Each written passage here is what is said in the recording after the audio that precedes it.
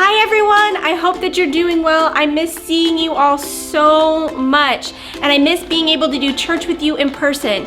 But this morning we're going to continue talking about determination.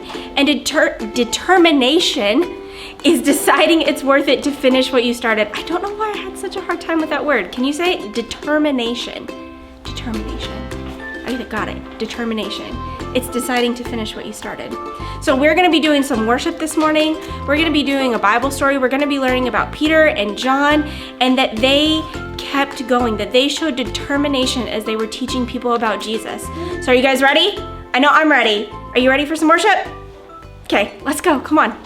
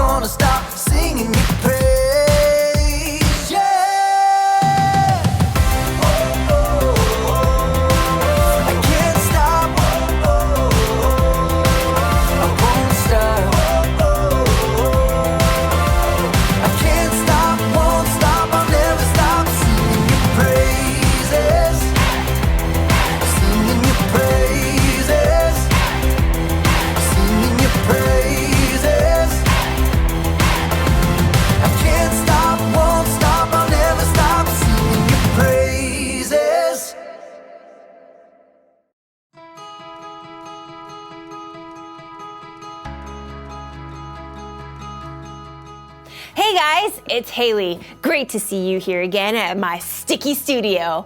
Well, this week I've really got a challenge, and I mean an actual challenge. You see, my friend Jake challenged me to a pancake decorating contest. Pancakes! And I'm only allowed to use things that people actually eat on pancakes. Yum, chocolate syrup. Yum, regular syrup, a classic. Strawberry spread, modern. And, of course, whipped cream, another classic. For all your holiday needs and pancake decorating contests, I'm covered. Now, the first challenge is to make a giraffe. Yeah, this looks good. Oh, it needs ears. Duh, Haley. Oh, we gotta get spots.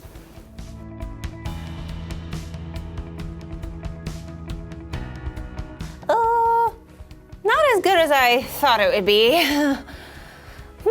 Wow. Ooh, this sure is sticky. I'm still supposed to create 3 more images to compete with Jake.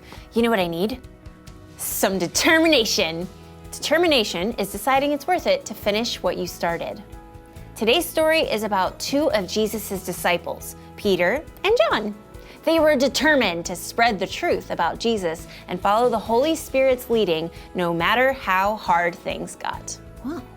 Well, I think I'm feeling more determined just thinking about it. I can do this!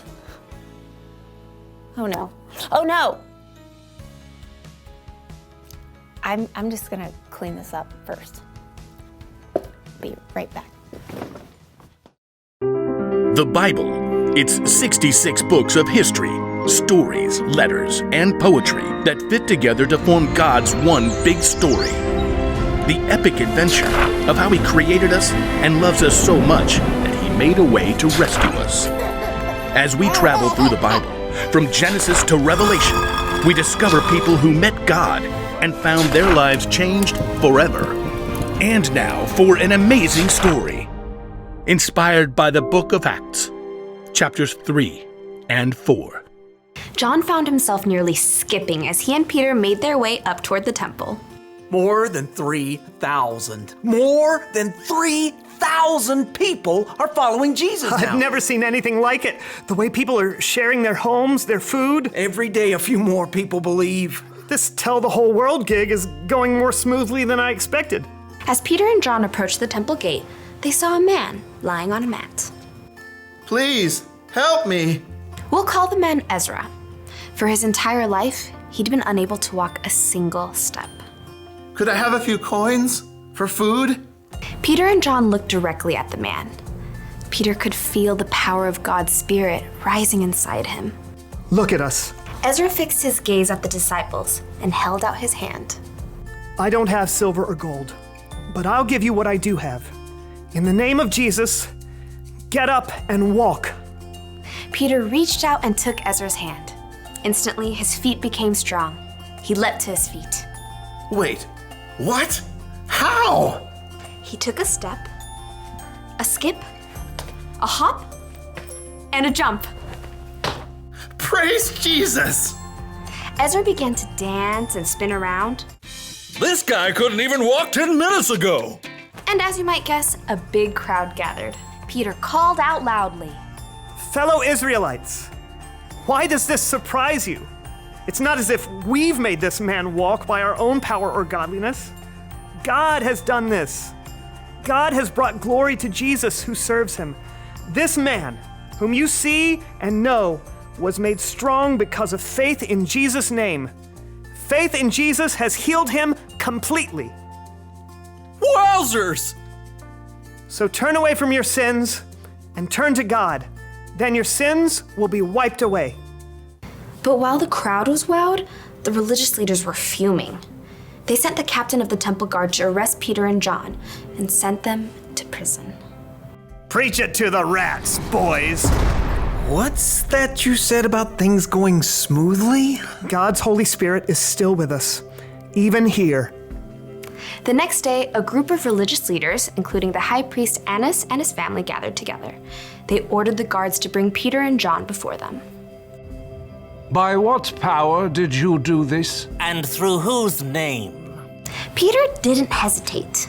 Rulers and elders, do you want to know why we were kind to a man who couldn't walk? Are you asking how he was healed? Peter gestured to where Ezra was standing, not far off, watching. Ezra did a little two-step. The religious leaders glared. You nailed Jesus Christ of Nazareth to the cross, but God raised him from the dead. It is through Jesus' name that this man stands healed. You can't be saved by believing in anyone else. If mics had been invented, Peter would have dropped one right there. The leaders glowered, and Annas cleared his throat. Leave now and never come back until we call for you. Once Peter and John had been taken out, the leaders grumbled to each other. The nerve. These are common men. With no training. So bold. I hate to say it, but, Say what? well, the way they talk, you can tell they've been with Jesus.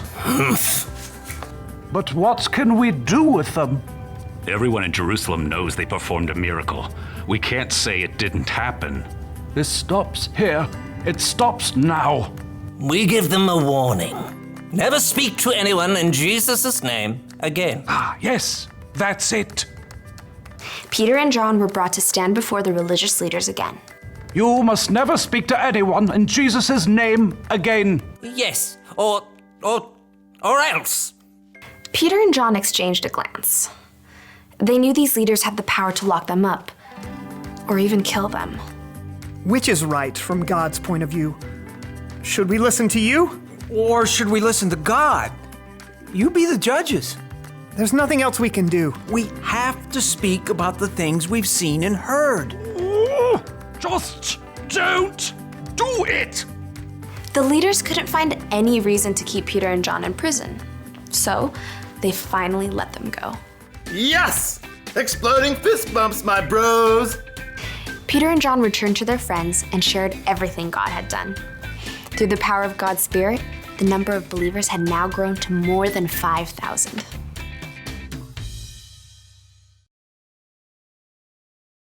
Whoa, how amazing of a story was that? Peter and John were so brave.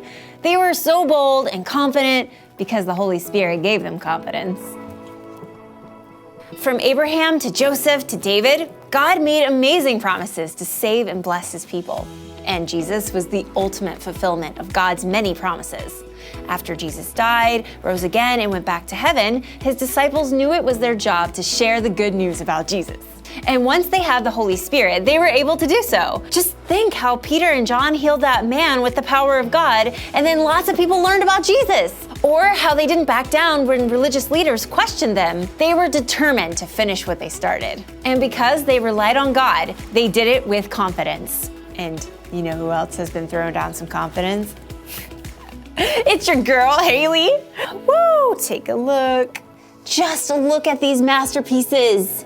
Okay, so I guess they're not the greatest pancake paintings you've ever seen, but I wanted to complete Jake's challenge, so I did my best. Sometimes it's easy to want to quit something when suddenly it gets difficult. Like maybe learning how to ice skate, or reading a new book was easy at first and then it got harder. But it's always worth it to finish what you started. That's the one thing to remember today. Keep going even when it gets tough. Well, that's all I've got for you today, kiddos. Now, the only question is, what am I gonna do with all these extra pancake toppings?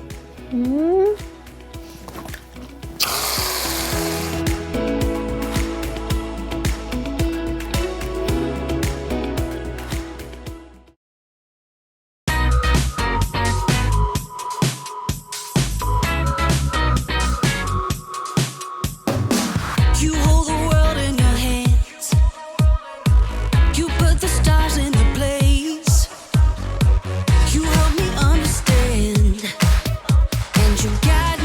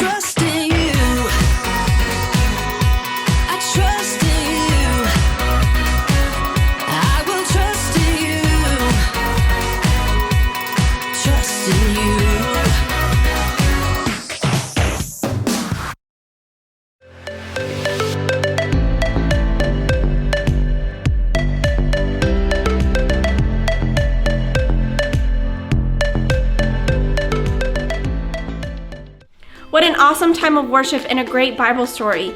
We learned about Peter and John and how they told people about Jesus and how they moved in the power of the Holy Spirit. And even though they were put in prison and even though they were put in jail and it was tough, they had faith and trusted that Jesus was who he said he was. They had faith that God would see them through.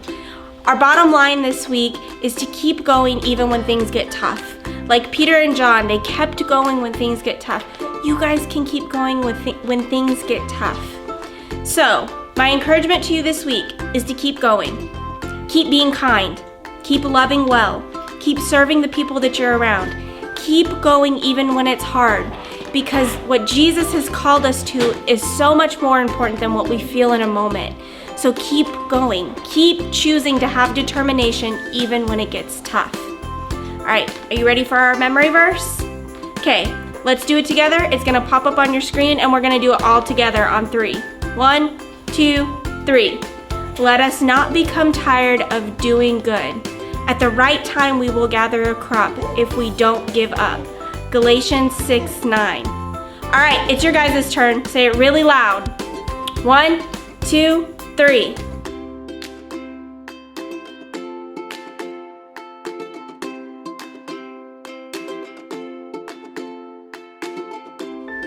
Awesome job, guys. All right, I love you. I'm gonna pray for you, and then we'll see you next time, okay?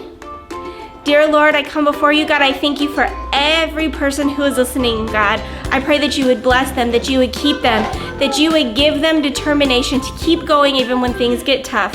Lord, I pray that you would be with them and keep them. In Jesus' name, amen. All right, bye guys. We'll see you next time.